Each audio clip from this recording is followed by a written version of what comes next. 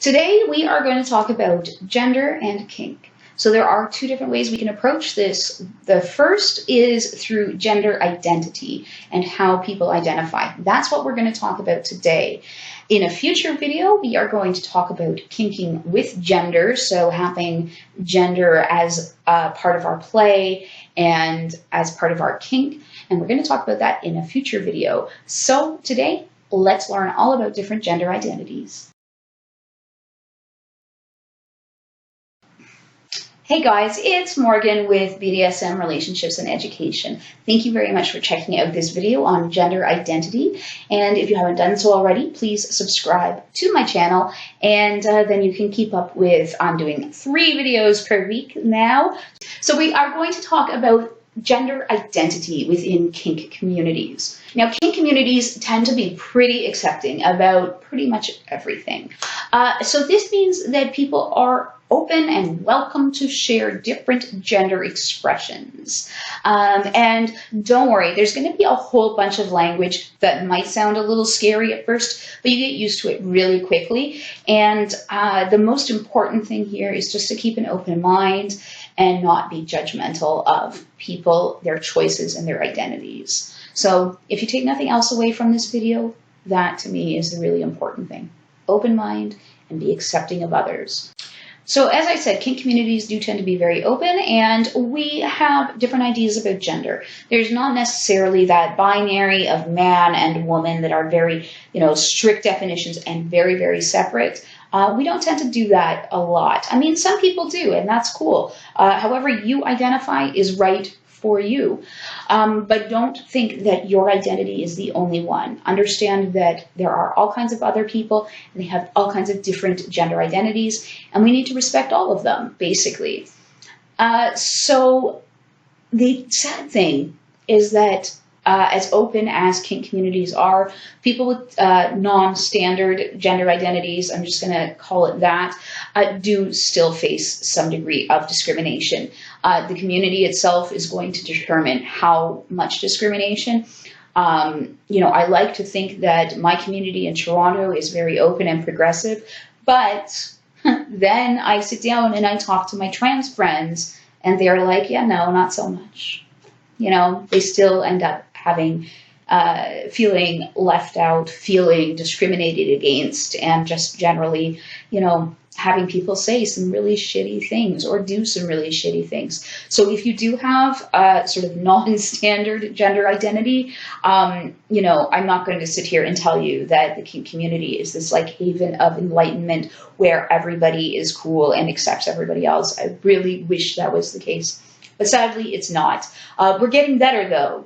That's the cool thing. We are getting better, and I've been a part of the community for about 20 years, and I have seen such an amazing progression over those years where we are becoming more accepting and more open to others. And I'm really, really happy about that. And I've also seen a lot of people who have entered the kink community found out that all of these other gender identities exist, and then they've been able and they've felt comfortable enough to explore those identities within themselves. So that's really incredible. And I mean, anything that makes my friends happier in their own skin and feel more comfortable about themselves, for me, that is pretty awesome. I know that I didn't know about, for instance, asexuality until a few years ago, really. And it was through people within the kink community that I was able to discover that identity and then realize that it applied to me. So I got to, stop feeling like a total outcast and a weirdo and whatever when I couldn't relate to these other people when what they were talking about. And then I was like, oh, wait. Here's this other identity. This is awesome. Now I know where I fit in. And I mean, I was well into my 30s at that point. So, this is not just something for young people. You can discover these things about yourself at any age. So let's talk about some different gender identities. I've labeled a couple of them here. Obviously, the one that most people are going to be familiar with is cisgender. They may not know the word, but they know the concept. Cisgender just basically means that your gender identity, so the way that you identify yourself as a man or a woman, fits with the gender, the sex that you were assigned at birth.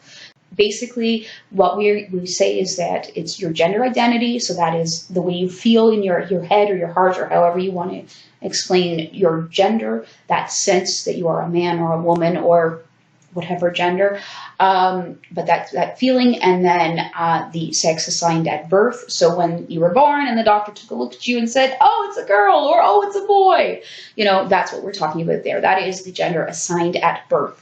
So you'll see people saying, oh, assigned female at birth, assigned male at birth, and that's what they're talking about, is when the doctor looked and said, oh, I see a little winky between the legs. You know, so that's what we talk. That's what we mean there. So cisgendered, and please, I want you guys to understand, cis is not a slur. I don't know where this idea came from. Cis is just, it's a scientific term, and it talks about, and I'm gonna put the definition below so that you guys believe me or whatever. But it just means that your gender identity matches with your sex assigned at birth. That's all it means. It's not a slur. So like, I'm cisgendered.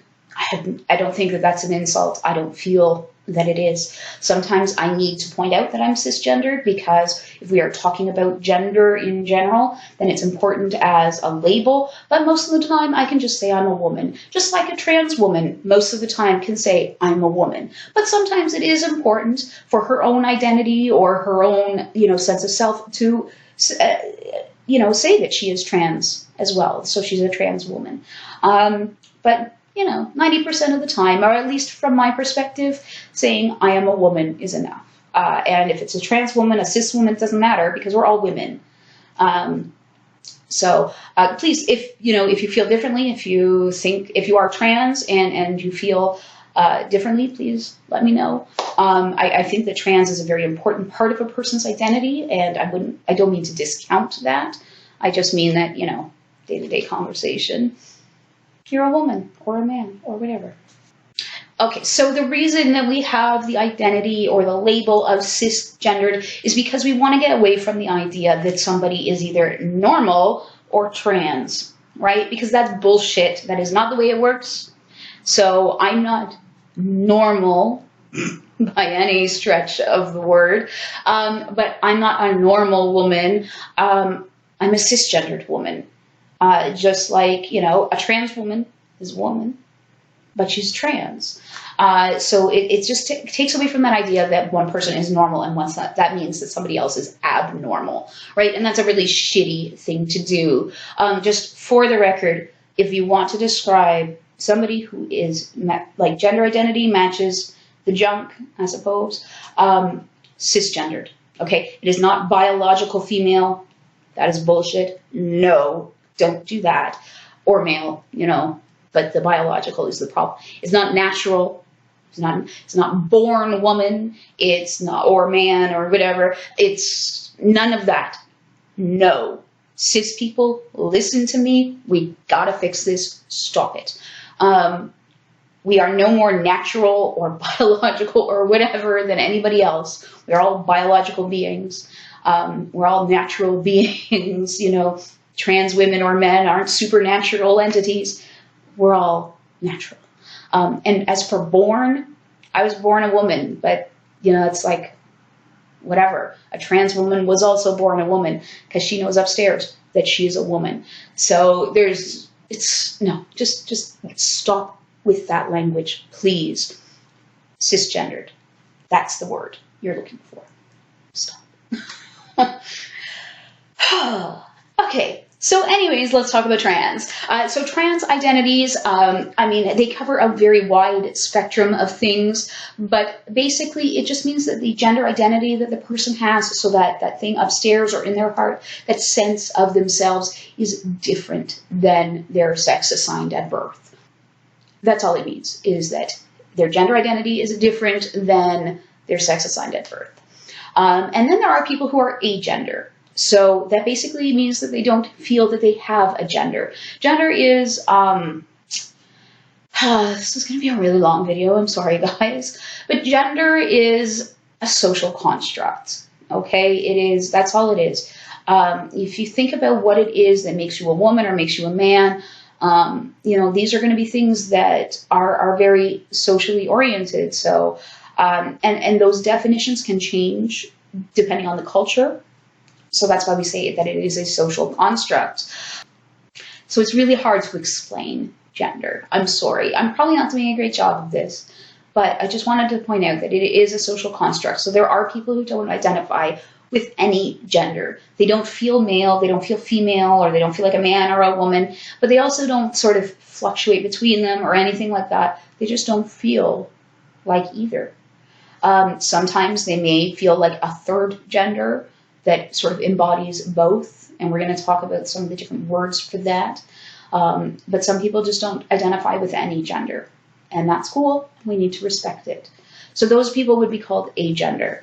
Now we have gender fluid people, and they are people who fluctuate between, you know, feeling a male identity and a female identity, and they can, you know, either feel like they are sort of a combination of both things, or, you know, some days they feel more like a man, and other days they feel more like a woman, and some days they feel a little bit of both. They could be any of those kind of things. You're going to have to actually ask them how they, like, what makes them identify that way. If you are, you know, at a point in your relationship where this is okay to ask, you know, you don't ask strangers about their gender identity. Not cool. You know, I don't walk up to random people that I see and say, "Oh, what's your gender? How did you figure out that that's your gender? You know, how do you know that you're, you know, this gender or that gender or whatever?" You know, like, that's just rude. Okay. We are going to talk about some of this stuff later. So gender fluid people sort of fluctuate between male and female. And of course, you know, those are not the only two options. They may be the only two options on a check sheet, but for most of us who understand gender in a, you know, in a broader sense, we understand that there are third genders, or, you know, just people that are combinations of genders or whatever. You know, I don't want to play around with this idea of a gender binary because I don't believe in it. There are people who are gender non-conforming. Now, this is something that I tend to fall into, and a gender non-conforming person is simply somebody who presents as differently, that breaks the sort of gender norms of their, you know, assumed gender. So, I mean, you can see me, you can see that I mean, you can't avoid the boobs. I have them. But I also, you know, I have a shaved head, which isn't such a big deal now. But when I had a shaved head when I was a teenager, that was a big deal. And if I, like, walked around with my shaved head and a hoodie, people would often mistake me as a man. In fact, it still happens sometimes if I'm not wearing makeup and I'm just kind of wearing baggy clothes and stuff. I get misgendered all the time and called a man. And it doesn't bother me because, you know, it's not important to me. But, you know, we'll talk about misgendering in just a little bit. But anyways, gender non-conforming could be anything. It could be somebody who identifies as a man but enjoys wearing, you know, frilly, lacy clothing that would typically be associated with as women's clothing. So it could be anything. And it's not necessarily a gender identity. It's more of a way of expressing gender. So next up is the label genderqueer. And genderqueer people can be, you know, a combination of genders, or they could be fluctuating between genders. But it's basically just, again, that sort of not typical or not expected gender. They don't identify necessarily as, you know, cisgendered. So again, it's one of those labels that means different things to different people. You will have to ask how they identify, what it means to them. But basically, they are just not cisgendered. Non-binary people are, again, not cisgendered, and they typically reject the idea of this binary of gender being male and female. They perhaps maybe identify as a third gender, or, you know, fluctuating between genders, things like that. Again, you do need to ask if you are in a position and your relationship is good, that you feel comfortable asking these things. And I do at this point want to mention intersex people, because I think unfortunately they get forgotten about a lot. And they're also incredibly misunderstood. Intersex simply means, and this is the one where we are not talking about gender. We are actually talking about biological sex on a chromosomal level. Okay, so they usually, intersex people have a combination of male and female chromosomes, and it's often not something that is readily apparent. They may have health issues that are because of their being intersex. It's not sort of your idea that you have in your head about what intersex is, where they have, you know, both sets of sex organs or things like that. There's a spectrum of intersex, and most of the time, people are not even going to know themselves. They'll just sort of have these weird health issues, and, you know, maybe they find out later in life or something like that. So I also want to point out that we do not call intersex people hermaphrodites. No, don't. That is not the right word. That is a word that applies to animals, not people. And I believe even within, you know, the science world, that it is not a word that is really used anymore at all, because it is, it's derogatory. It's kind of a slur. So don't use it. I hate that he even just said it, because, but I don't know. There's a lot of really nasty slurs. There's also, like, I mean, don't call people the T slur, and I'm not going to say it, okay? I'm just not, because it's a gross word. It's one of those words that you find to describe trans people in porn a lot. That is not the appropriate word to use. Most trans people are going to be really offended by that word. So do not use it, okay? So there's also the idea that people who are an identity can use words that people who are not that identity can't use. So keep that in mind. So even if you hear somebody using that word in regards to themselves, it doesn't mean that you can use it. So just keep that one in mind too. So let's talk about pronouns, because this is where a lot of people get really freaked out and confused and everything else, and then they decide that this is just too much trouble and they can't be bothered or whatever. So that's a really shitty excuse, for the record, to, like, you know, disregard people's identity, that it's too hard. Like, no, it's not too hard. So if you are unsure about pronouns, if you walk up to me and I may be wearing a hoodie and my combat boots and I don't have makeup on and you're not sure how I identify, then all you have to do is say one thing. Oh, what are your pronouns?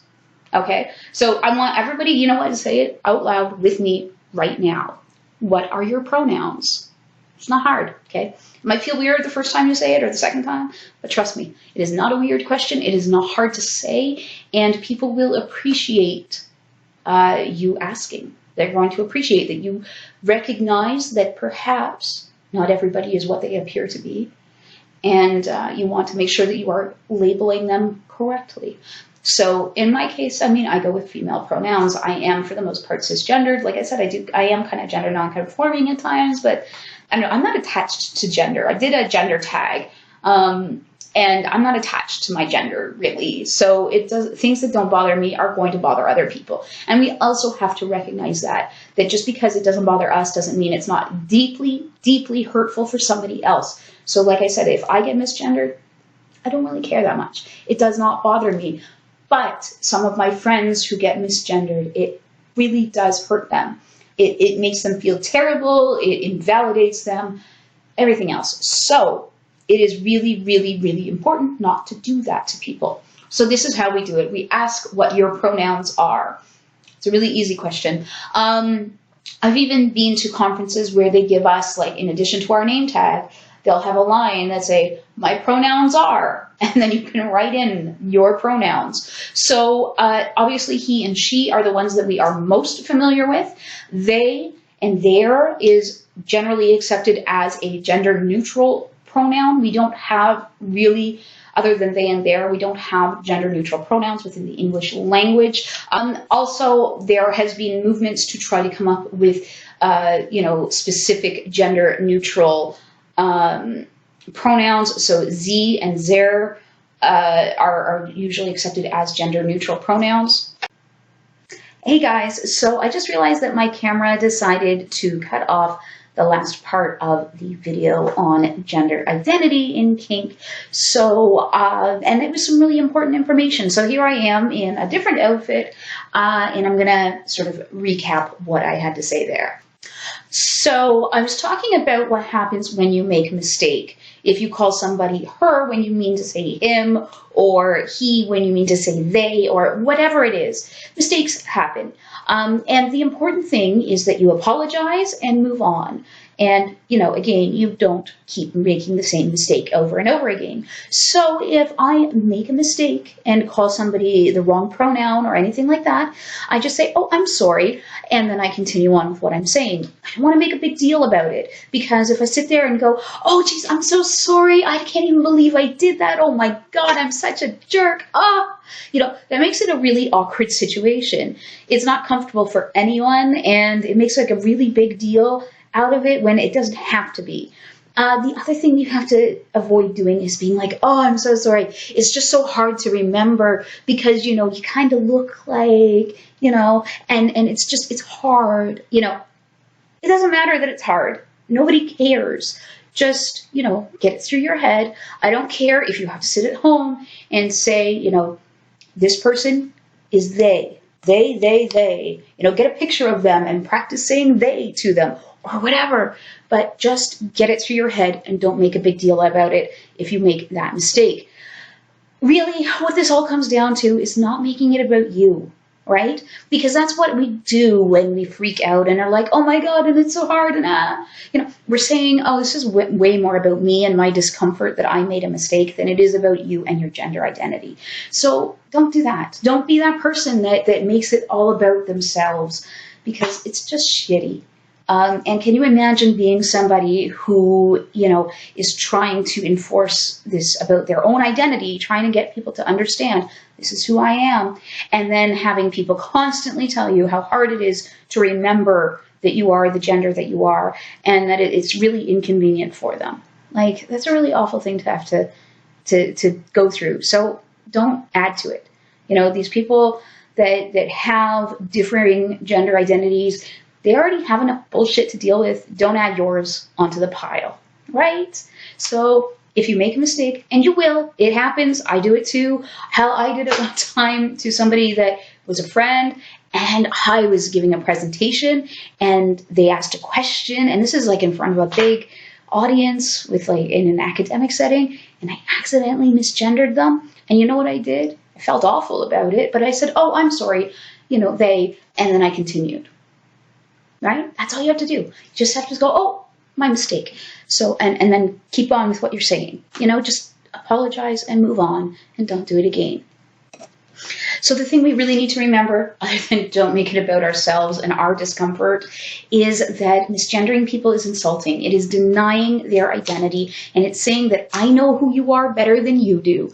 And that's bullshit, because I don't know who better than you. You know yourself. I know myself.